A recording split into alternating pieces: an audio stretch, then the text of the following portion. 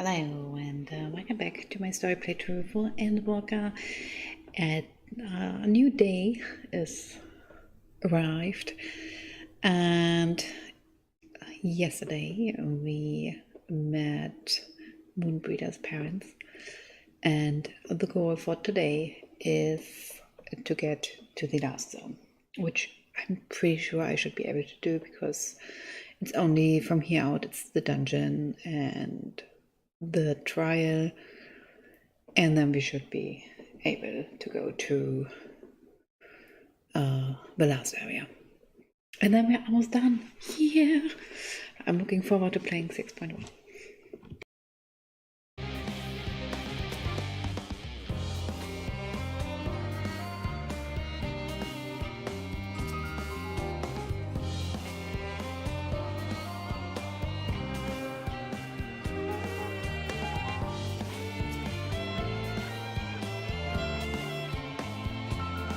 Right, I already had that. Also, one thing I actually did wanted to note, I forgot to say that yesterday, but in that cutscene, when he was hugging Moonbreeder's mom and talking to her, he actually dropped the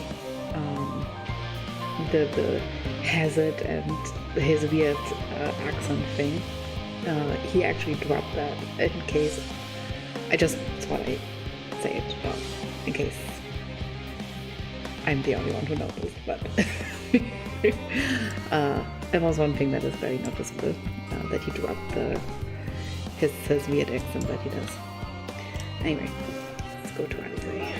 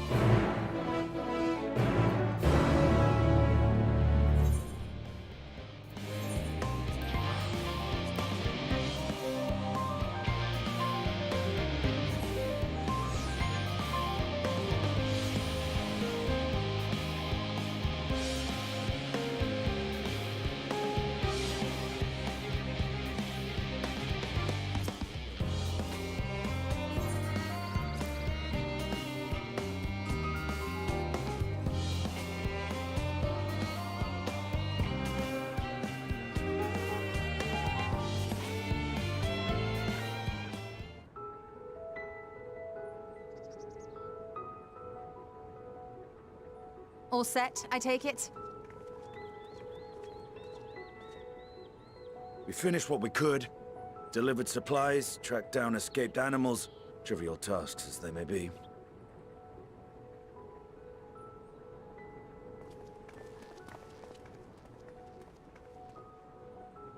That's enough, don't you think? If there was anything more important still undone, that would be a problem in itself. The vessel is essentially ready for departure.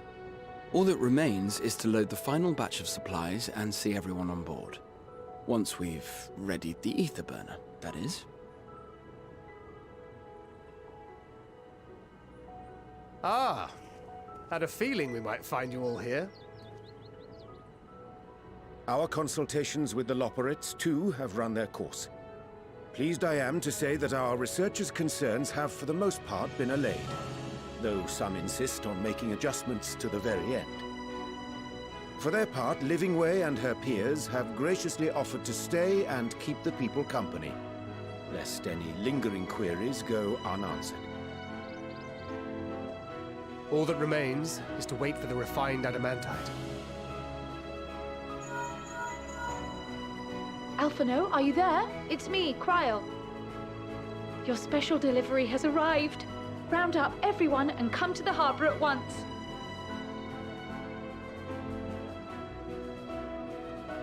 Speak of the devil. Let us go at once.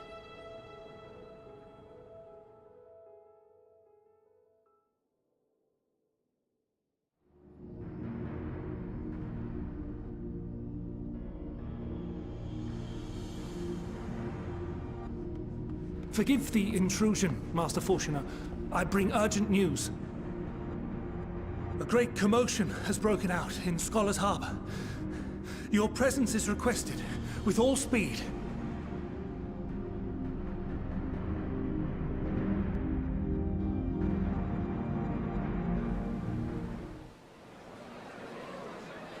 Now, where might this delivery be?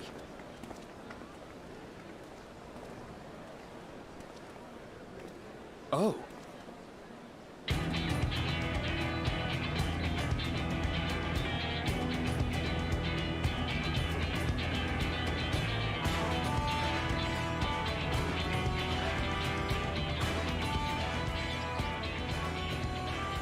I'm sure it's very important, but we cannot accept these without the proper permits. By the 12! Surely, these can't all be.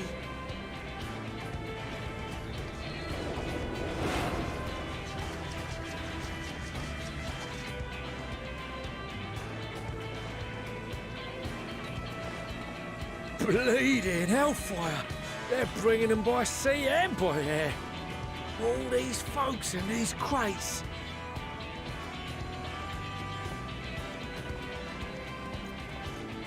And more on the way. Got your adamantite right here. A bigger haul than any of these sorry bastards brought, and that's no lie.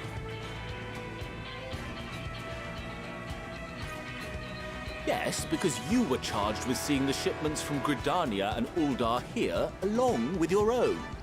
Give credit where credit is due. Sounds like the sorry whinging of a sore loser. An hypocrite to boot. Ain't no way a scrawny whelp like you took a dozen steps inside a Dalamant shard. I'll have you know I went all the way to the entrance. Furthermore, 'twas my contacts that enabled us to enlist the cooperation of the Sky Pirates. Left you outside so you wouldn't get anyone killed, did they? Well then, credit where credit's due, you did a right fine job sitting on your ass. Take that back. Make me. I will not stoop to your level.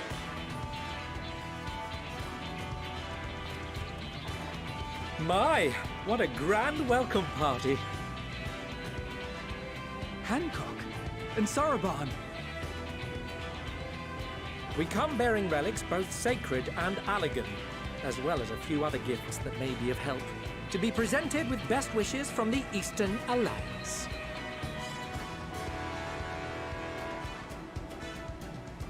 I myself have come with a sacred relic of Rayson Temple, 'Twas passing fortunate that Senri's dango craving brought us to Kugane. We arrived precisely as Hancock was making his arrangements. Upon learning of your need, we made haste back to Hell's Lid, with our dango, never fear, and consulted with the other auspices. All consented to the lending of Tenzin's legendary Phoenix Blade for this noble cause. Suzaku and Seiryu were nevertheless worried that it might be lost in transit, however, and insisted upon accompanying me to Onakoro, where I had intended to entrust it to our Confederate allies. I thought instead to give it over to Hancock when we chanced to cross paths yet again. But alas, Seiryu remained ill at ease, and ordered me see the blade into your hands personally, or die trying. We did, of course, need quite the impressive vessel to get it all here in time.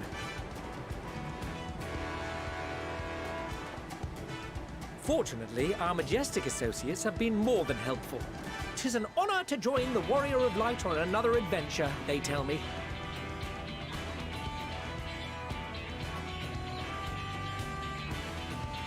That is all wonderful to hear, but what of the extraordinary cost? I shudder to think of the ransom we must pay for such a bounty. Fret not for your coin purse, young Alphino. Lord Lolorito looks ever towards the profits of the future, and thus the East Aldenar Trading Company went to some lengths to reduce the financial liability. And since the Scions funded the entire venture, not a gill need be rendered up in compensation. Everything is already yours. We funded the venture? When? Don't let the name fool you. This coinkeeper knows a thing or two about spending.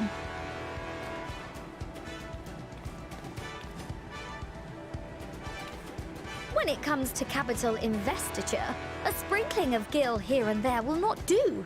You need enough savings to make waves when it really counts, which is why frugality is paramount. We also had the benefit of a generous patron. Generous being rather an understatement. She has supported us from the shadows since the very founding of the Scions. We even had coffers to fill. Mother! Amelians. I remain, of course, an entirely neutral party.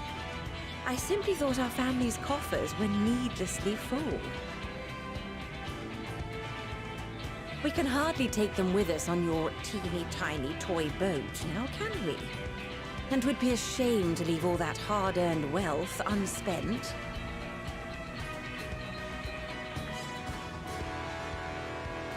Waste not.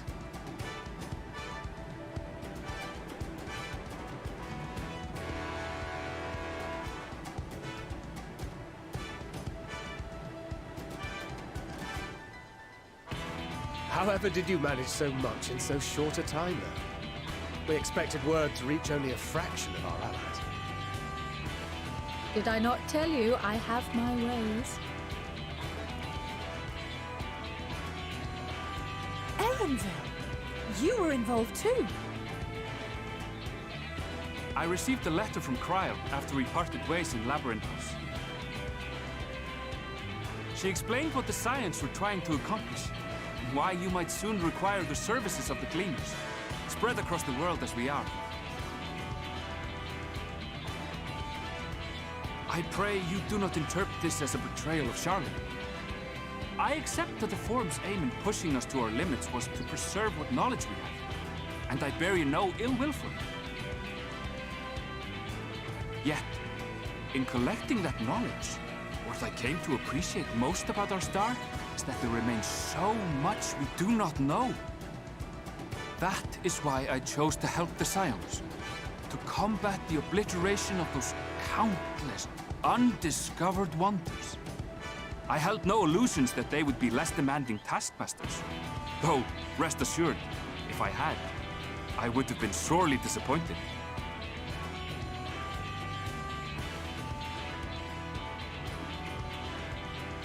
To make a long story short, the whole of the guild ship cooperated to ensure your call was heard far and wide.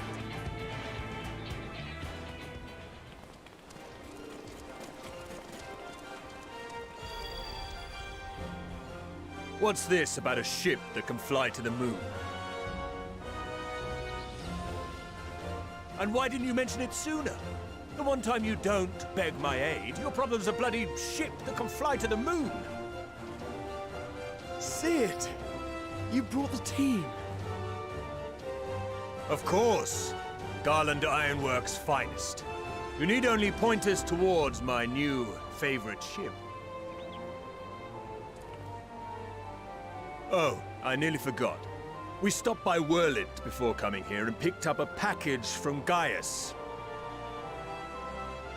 He's still of the mind that actions make for better penance than words, contrite or otherwise, so we offer none of the latter.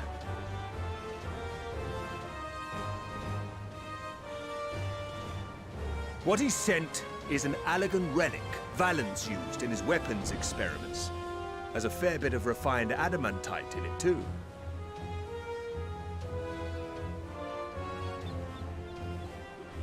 As you like us not suspect, we've also brought adamantite for Mordona's Dalamud shard. I admit to some consternation upon first receiving Kryl's message. So few scions remain at the Rising Stones now. Far too few for such an expedition. However, the Gleaners were able to secure us reinforcements. Idleshire's treasure hunters, not least among them. I know. How the Gobbyflock fought. Slowfix's gratitude for the safe return of his daughter has not waned, and he gathered his kin to our side with an astounding quickness. The clash between their machina and the Allegan defences was a sight to behold. I wager even you would have been impressed by the magnitude of the gobby booms.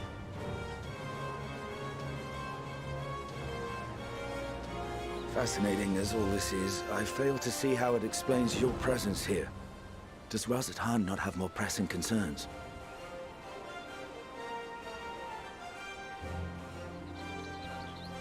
We do. Yet averting the final days would be the most expedient solution. That, and I am indebted to you.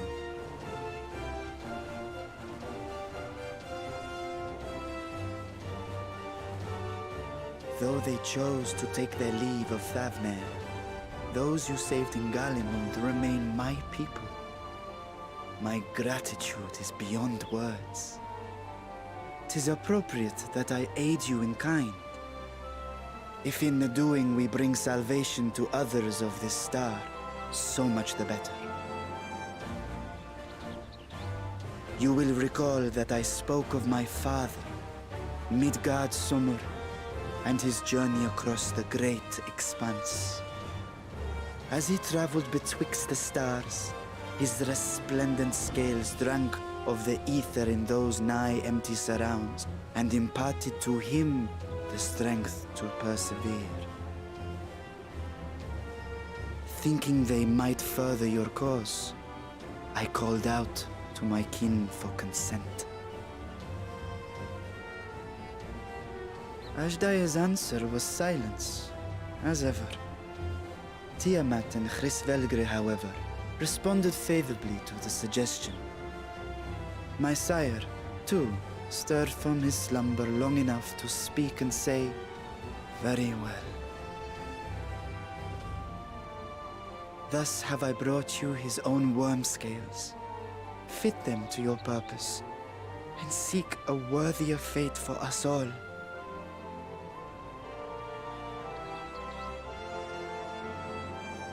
You'd be hard-pressed to find someone else so familiar with the unique properties of dragon scales. So I invited myself in.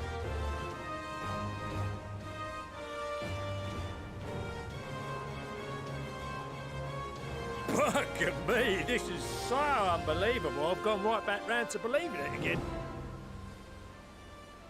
Forget a 6% gain in efficiency. With all these goodies, we could get 7, no, 10, no, 14 bleeding percent. Think of how far we could go! What we could do with that much power! What we could blow up! If Kokol is duly convinced, then it must be true. In which case, the science end of the bargain has been fulfilled. Would you not agree?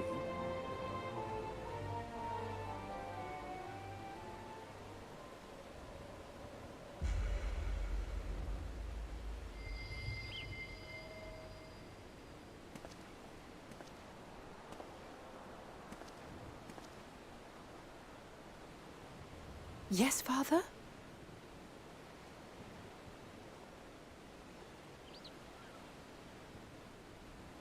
I know not what you seek of Hydaelyn, nor for what purpose you would take command of our ship. Yet this much is certain. To do so will be to dictate the fate of this star and the lives upon it. The lives of each and every creature, in their magnitude and their fragility. Do you understand? And are you prepared? We have seen and we have felt how much each life shapes this world. And so we are determined to abandon none. We understand what is at stake, and we are prepared to bear this burden.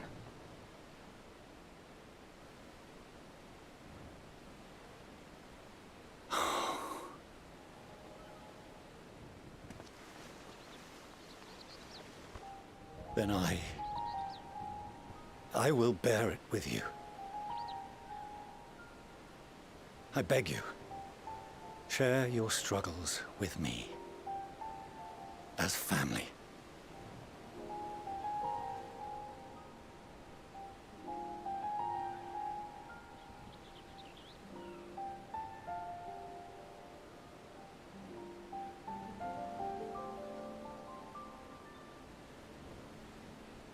You grasped my fingers with such tiny hands the day you were born.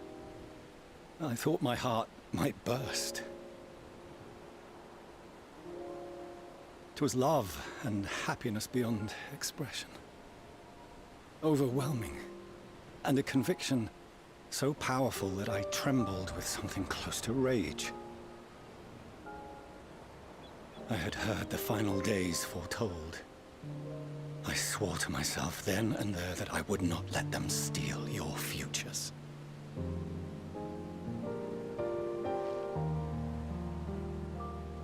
The great Exodus would succeed, must succeed. No sacrifice or sin was worse than the alternative. If anything gave me pause, 'twas mine own father.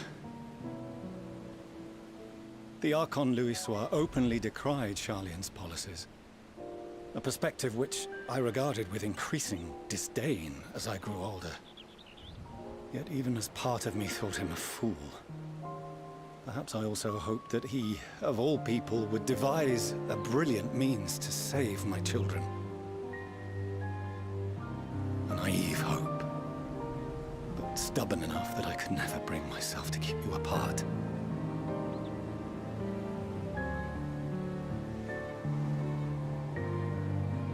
No, that was his doing, when he perished at Carteneau. As we pulled that twisted slab of Dalamud from the sea, I remembered the warmth of your newborn touch. Chastened, I vowed never again to suffer any interference in my mission to protect you. No matter that you yourselves wished otherwise. Detest me, fight me tooth and nail, I would suffer it, and more, and be satisfied so long as I could force you onto the ship.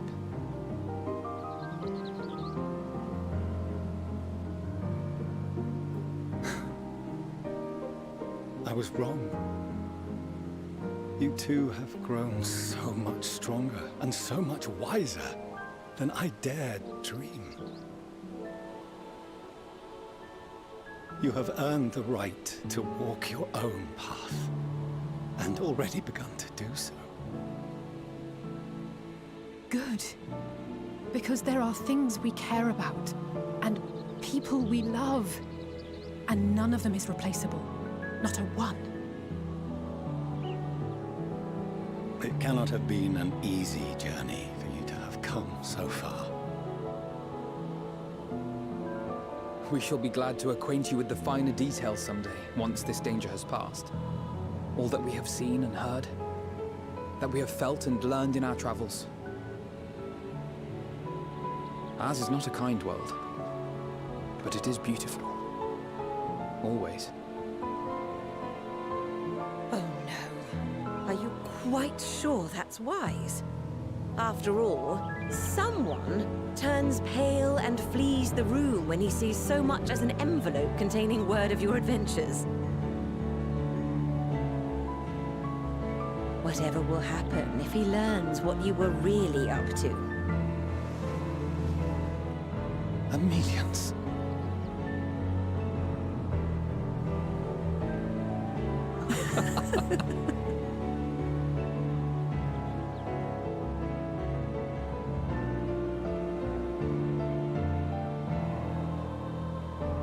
Though I have wronged my children most gravely, I owe you an apology as well. I assumed that it was the Scion's influence that made them so keen to charge headlong into danger.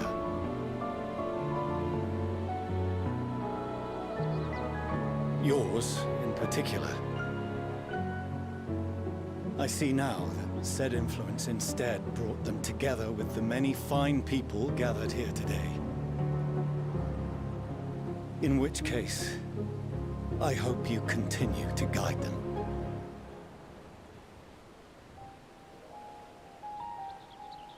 If we've finished loitering about the harbor, might I suggest we put our plans into motion?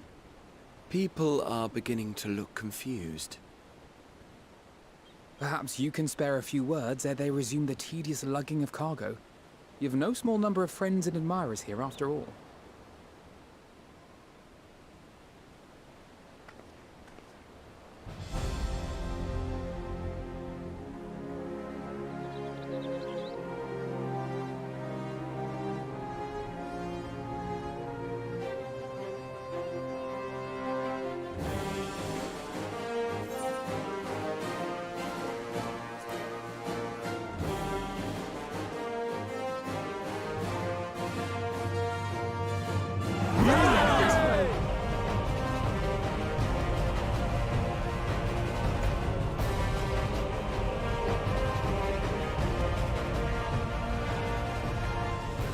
Your assistance is appreciated. Now, in an orderly fashion, if you please.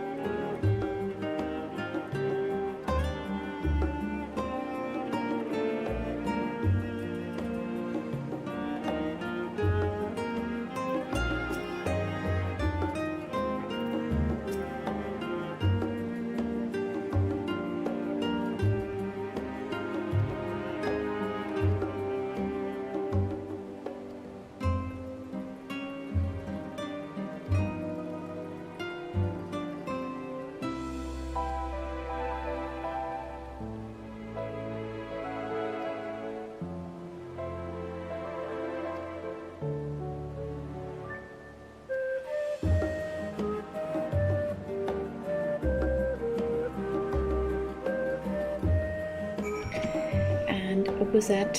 Very emotional cutscene. We will take a quick break. Now, Alice and Alfina are also resolved. So their part is basically done as well.